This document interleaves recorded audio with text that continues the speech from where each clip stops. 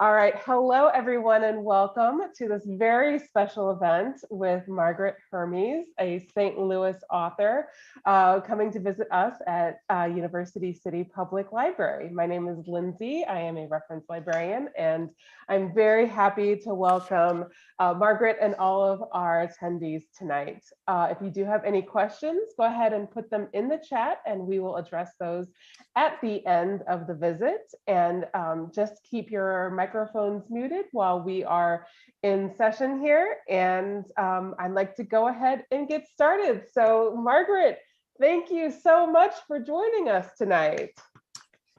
Well, thank you, Lindsay. Thanks for facilitating this. And big thanks to the wonderful University City Public Library. And thank you to my friends here who are spending some of their Wednesday evening with me.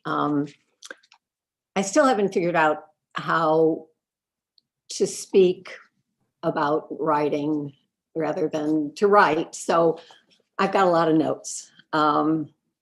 When I've been interviewed about the novel, the two aspects that seem to spark the most questions are the length of time it took me to finish it, which was 37 years, and the structure, the unusual structure. And those two things are inextricably combined because I couldn't finish the novel without having a structure to hang the narrative on. And it took me a very long time to figure that out.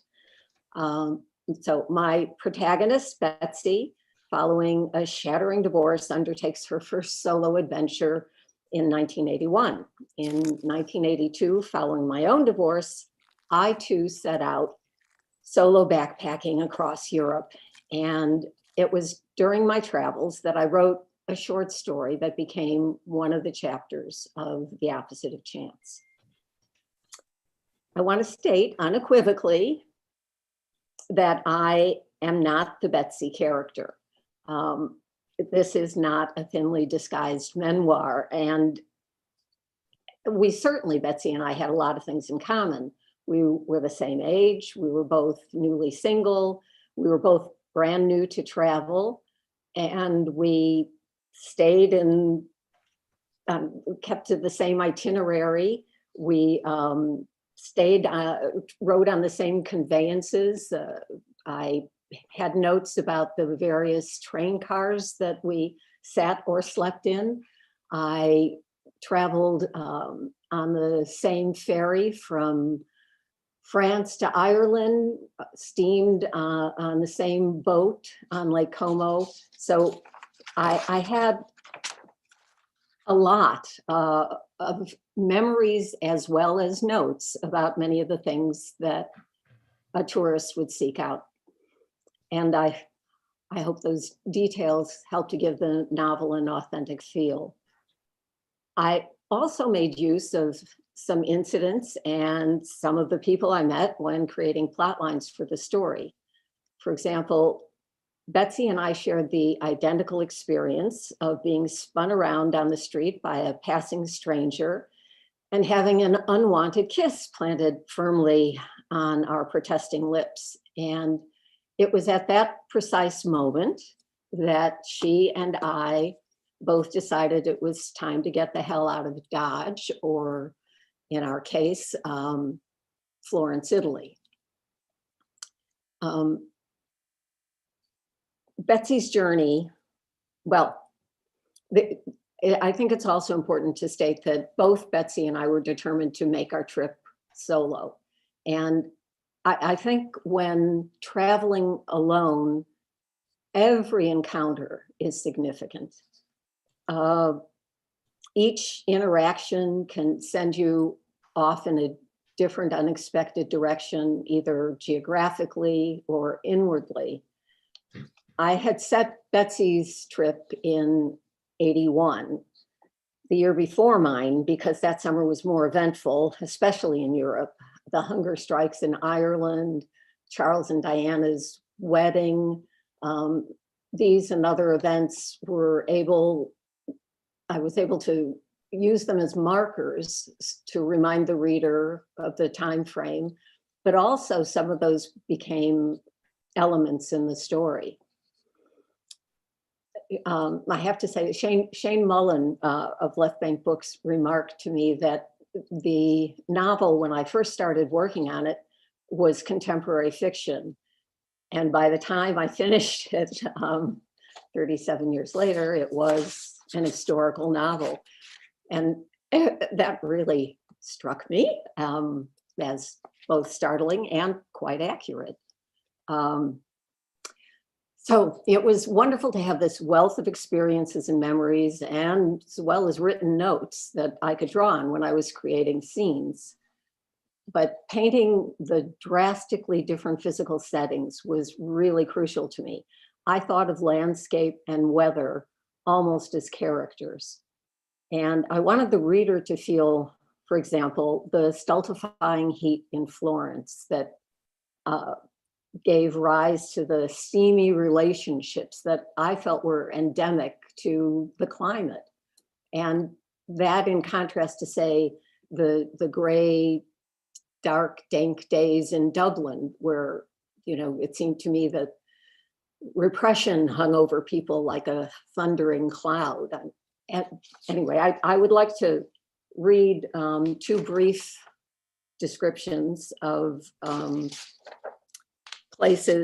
other places that I hope suggest the personality of these locations. So the first is Lake Como in the Italian Lake District. In the daylight, after a night's rain, and it seemed to rain every night, yet never before sundown, the green of the hills shimmered. The color was so lush that merely taking in the view seemed an exercise in hedonism. Scattered amid the thickly verdant growth were collections of dwellings, pale buildings hooded by faded orange tiles, crisp geometric shapes among all the undulating green. In the morning, Betsy could sit contentedly, just looking for hours. But at dusk, when the lake was more beautiful than she could bear, she would walk restlessly up and down the meticulously raked pebble-banked promenade, beneath the manicured trees, her eyes and her feet never still. At dusk, the light over the water softened and lied. Hill beyond hill beyond hill was shrouded in deepening veils of mist, making each seem a false shadow of the one before. In the haze, the house lights shone yellow and warm, like fireflies or lanterns or candles in the windows. When dark came, it transformed all parts of the picture, smoothing the ripples on the water, absorbing the repeating hills, and draining the house lights until they were a thin, starry white. After only the second night, Betsy lost all sight of leaving. So the second one I'm going to read is about the gritty port town of Le Havre. So when Betsy got off the train in Le Havre, she felt like a character in a Dickens novel, much buffeted about by fate and in imminent need of a deus ex machina. Arriving at the harbor after dark, she squeezed past the leering hulk blocking the doorway of the Merchant Marine Hotel and prayed she had landed in Dickens rather than Mickey Spillane. It was too late to leave the wharf area to look for more hospitable lodgings. She hadn't seen a single taxi in the last half hour anyway. Once in her room, with the dubious blanket removed to the dresser and the straight back chair wedged under the handle of the door, she sniffed the pillow before taking pen to paper to try to convey to her sister the present assault on all her senses and sensibilities. The waft of oil thinned with brine, the moan of a foghorn and slurp of waves lapping against the docks, the featureless warehouses drained of all color, their skins peeled away by recurrent salt mists, the steel wool feel of the stained blanket. The man in the room opposing hers, sitting astride a straight back chair, bare-chested, suspenders hanging, staring out his open door into the hallway. It was the first time in her travels that she wished herself back in Milwaukee, but she would not tell her sister that. Upon my return home, over the next several months, I wrote 2 more Betsy stories. Eventually, the 3 stories I'd finished were published in literary magazines. I envisioned a collection of stories, very episodic, with each one centered around my protagonist. I began work on the 4th, but my heart wasn't in it. I began to feel that while I had affection for the character, Betsy's view of the world was really pretty narrow. And I wanted to open the perspective up. I thought that rather than a collection of related stories, I wanted to set Betsy in a novel. But I wanted to write that novel from more than her third-person limited point of view, but I couldn't find my way through.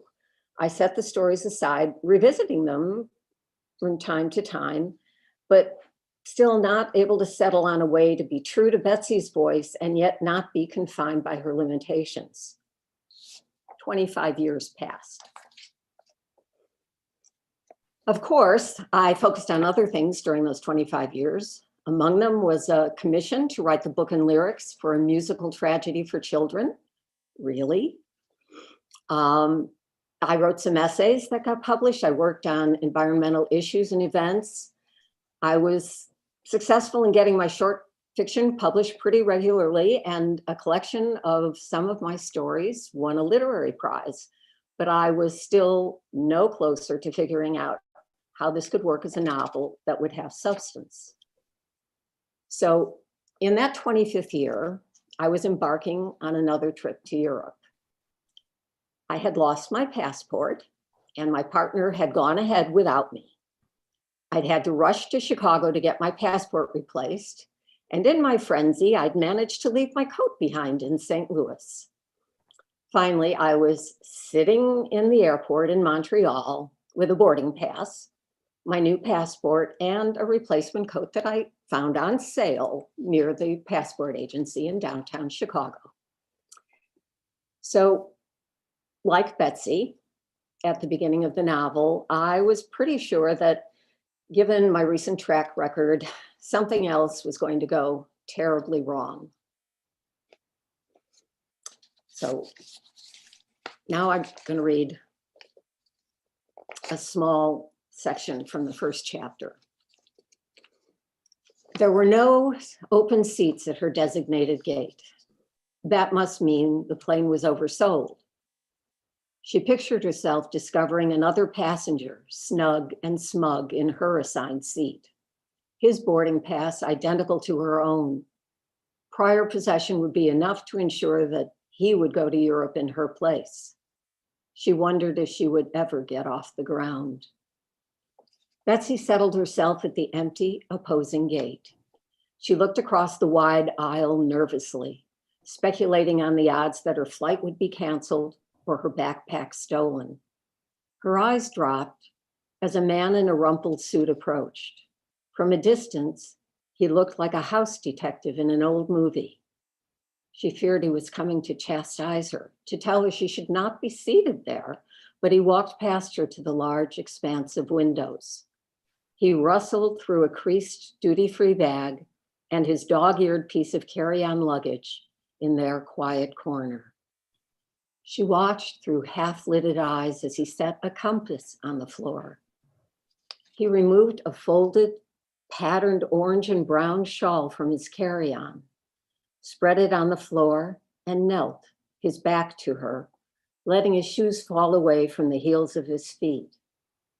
She noticed that the counters of his shoes folded inward, completely flat, allowing him to compromise with his faith. Shoes half off, fitted only on his forefeet. When he bent his head to the shawl, she saw that his hair was dyed and the roots matched the gray in his mustache. Why would he dye his hair? This was the kind of question she believed she would be able to answer at the end of her travels. The area around them started to fill, some families, several women with headscarves, One head wrapped in an improbable Burberry signature beige with red and black plaid. She wondered if she had chosen a gate set aside for Muslims. She had never seen any Muslims before, at least none she was aware of.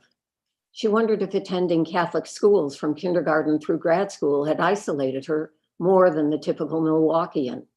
But then she thought, no, if anything, that marked her as a typical Milwaukeean. The man sat back on his heels and refolded the shawl and retrieved his compass and tucked both into the shopping bag. When he turned away from the window, she was startled by how sensationally, almost aggressively handsome he was, how refined his features. He looked like a movie star down on his luck, the suit in need of pressing, the hair dyed for his last role, or a movie star playing someone down on his luck. The warm brown of his skin appeared no deeper than a perfect Hollywood tan. Was there such a thing as a Muslim movie star? Wouldn't being a film idol be forbidden? Wasn't it akin to encouraging the worship of icons? Whatever his career, she was certain of one thing: he was unmarried.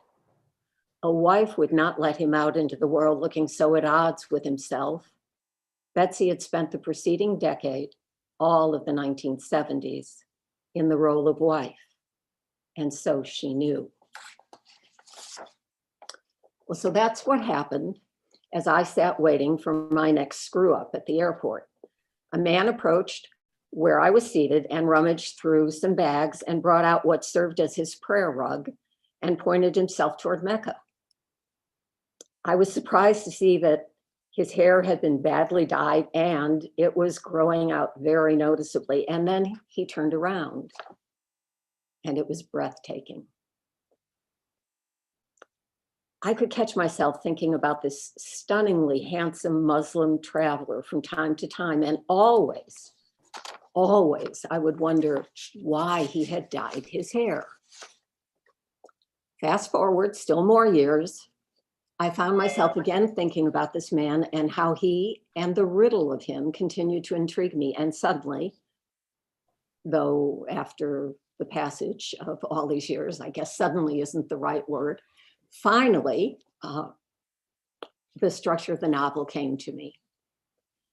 I would have Betsy meet him, and I would solve the riddle of him in a separate chapter after Betsy moved on.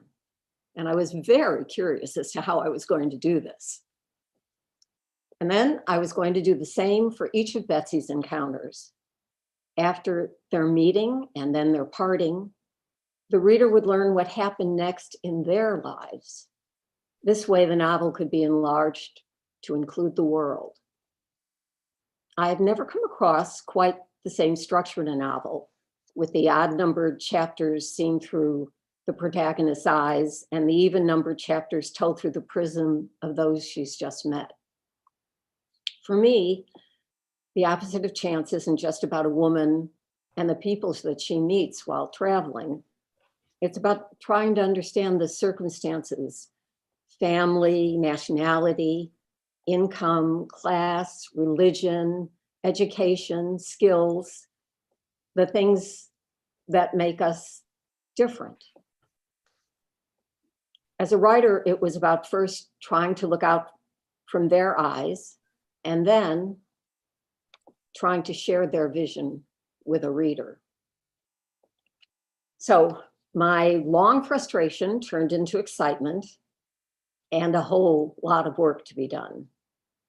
The research about what it was like to make a pilgrimage to Mecca, about how a rabbit farm was operated.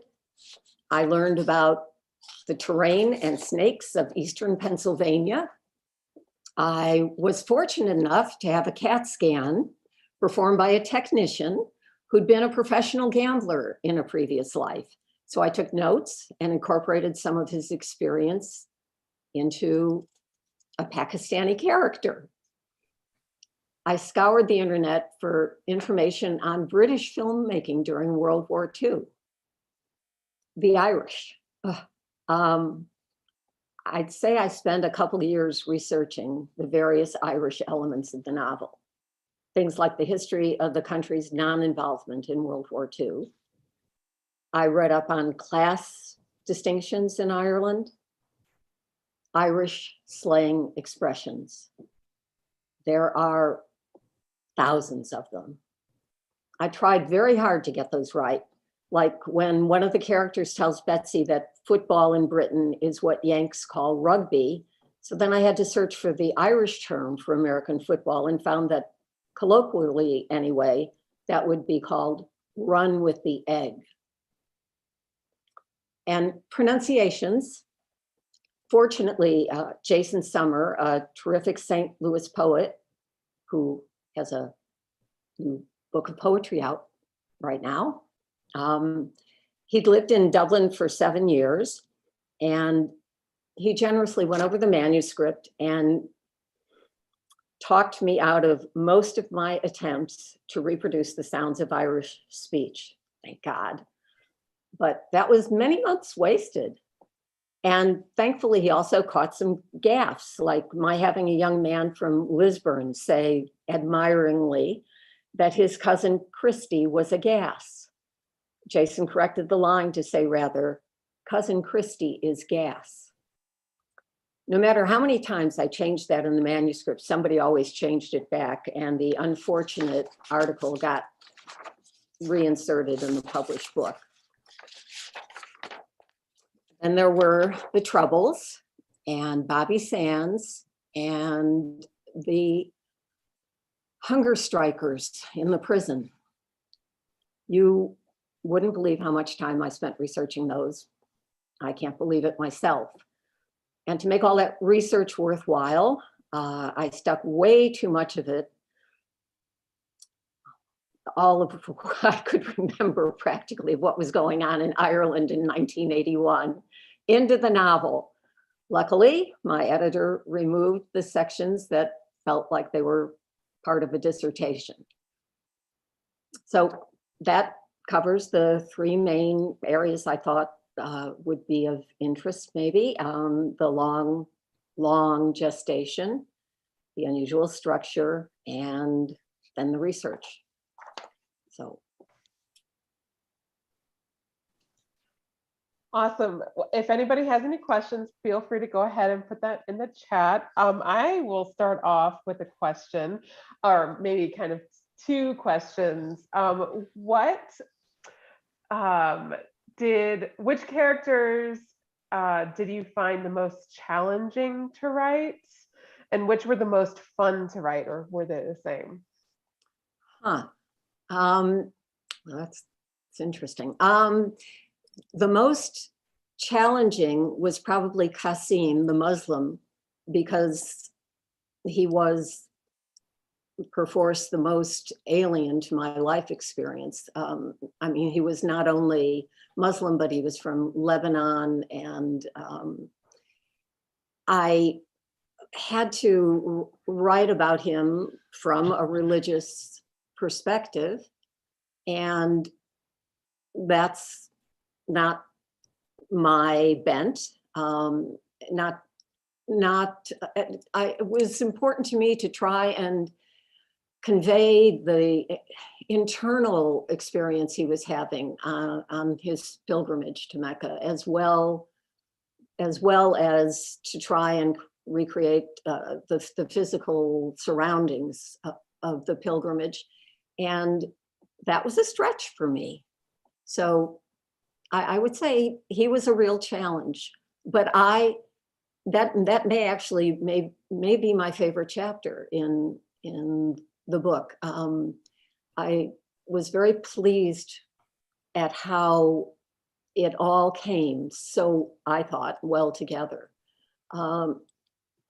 Fun for me, maybe the first thing that comes to mind was writing about the it's probably the simplest chapter. The Florida, the bombastic Florida lawyer, the misogynist, sexist lawyer, and the very sensitive young Pakistani who's become a professional gambler. It was just really fun to try and have that dialogue in my head. So I much enjoyed doing that one. Great. I also, oh, we have a question here. All right, Lucy asks, the novel seems almost a coming of age story, though Betsy is already an adult since she is learning about herself as she encounters more of the world. I am curious, what do you imagine Betsy would be doing now in this decade? Oh boy. Well, since we're of a similar age, I imagine that she's been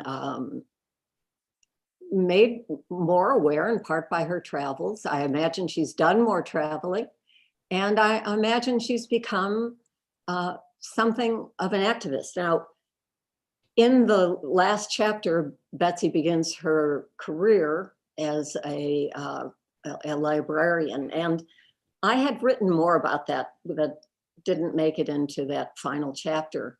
But I picture Betsy as a retired librarian who's out there doing, she's an activist. That's how I see her. That's great. Yes, I was reading some reviews online who kind of similar to that question wondered if there was ever maybe going to be a sequel to this book. Is that something you had ever considered? It's not. I mean, I really did enjoy writing about her. I had been encouraged by a couple people, though I don't think my publisher or editor was among them, to think about writing a sequel. But you know, I'm at least at the moment I'm doing other things. So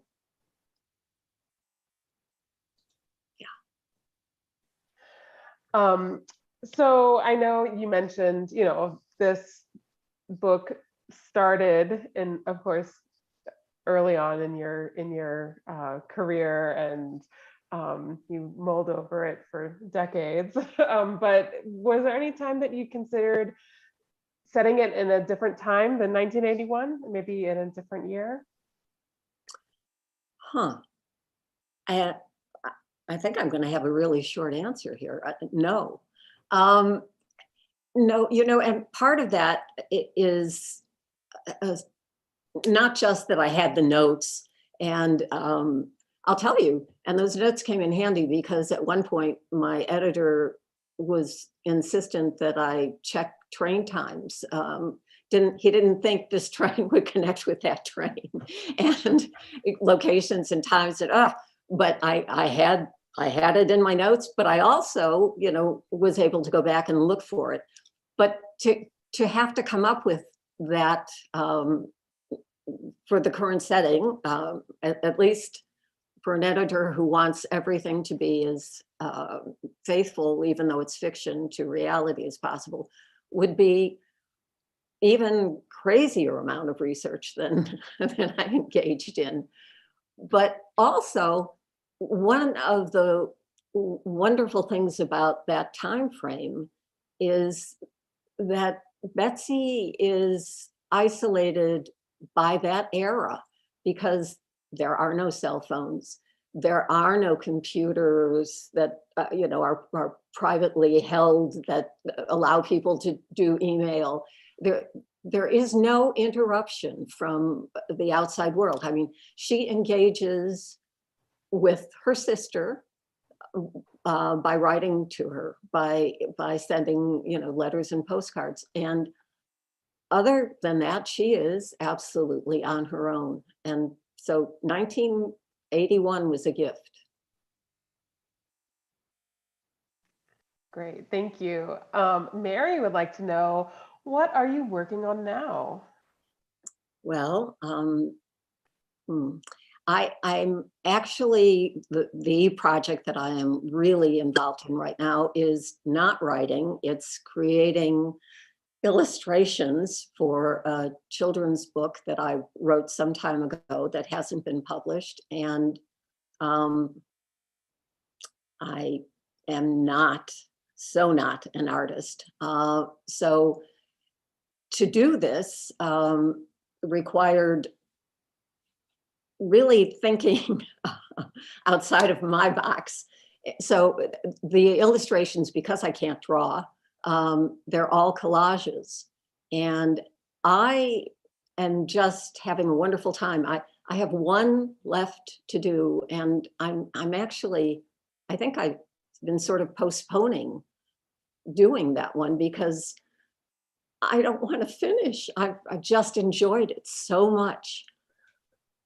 So yeah, that's what I'm doing. And I have a writing project in my head, but what it is an extension of a novel that got sent out a few years ago. And it got some nice comments from publishers, but it also, most of them said that they weren't happy with the ending. So that's been lying fallow for a long time. And I think I've come up, it's not going to be another 37-year project because look at the time. You know, I think I've got a way to deal with that. Can you tell us a little bit about what the children's book is about, or is that under Sure. wraps? It's a single mother and her daughter and son, and she's an interesting woman. And her children find out in the first chapter that Mother Goose was a good friend of the family. And there then is in each chapter, which has a frame of the mother and the children and some event that calls upon the mother to relay the real story behind a particular nursery rhyme. And I love this book. And I have to say that I've read it to legions of children who have all loved it too. So I am hopeful. I'm very hopeful. Awesome. That's wonderful. You'll have to let us know about that one as well. I'm sure our children's department will love to get that. So I was also wondering, how do you find that The Opposite of Chance relates to like your larger work in your novels? Do you think it was more of a challenge? Was it, obviously it was a very long, ongoing project. Was it something that was just really fun to return to? Was it, did you find yourself stretching more than you had in previous writing endeavors? Can you speak to that a little? Yeah, I had so much fun writing it once I found this structure. I was so excited about it. I actually really enjoyed all the research too. I mean, to the point where doing the research was almost an excuse, to just keep going with it. I loved the idea of all of these disparate characters in this one book. And I also liked the idea, I really came to like it as soon as I thought of, my Muslim Qasim character. I really liked the idea that Betsy didn't know what was happening to these people. She didn't know their backstory, and she certainly didn't know what was going to happen to them in the future. And I liked the idea that her perspective on them was, based just on what she experienced with them. So she didn't have necessarily a lot of insight into who they were or why they did what they did. For example, the Florida lawyer and the Pakistani, I mean, she would never have imagined that the two of them could have had the conversation that they did and make the plans that they did together. She had her own view, as many of us do, of the people that we encounter. And at least in her case, her experience limited what she could see these people doing or becoming. And that, to me, I liked the tension of that. I enjoyed working with that. I don't even know if it's something that a reader, it is particularly aware of, because there's so much action in the novel.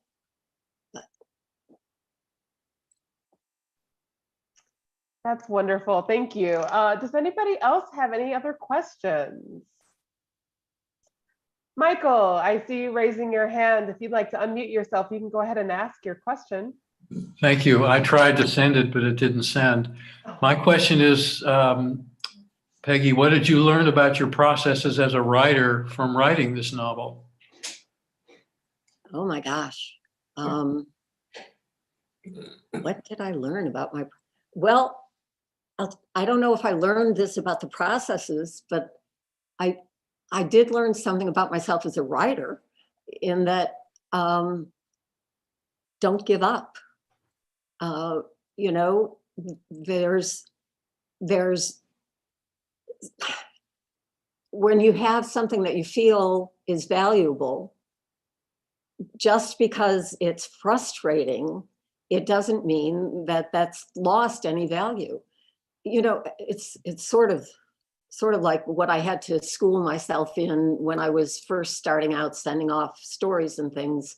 I mean, boy, I dealt with a lot of rejection, and I had to learn, and it really was a learning process, not to take it personally. In fact, sort of not to take it, to just keep going on. And it's been something that's helped me, obviously, through that novel. I mean, I was the one rejecting me, I guess, or rejecting what I'd written. But, I knew that there was something that I felt was valuable in the character, even though I saw her as limited. I thought she was interesting and worthwhile, and I liked, as was asked before, the idea that in some sense it was a growing of age novel, because she was learning about herself and the world, and she was becoming more independent. And anyway, I don't think I really answered your question, Michael.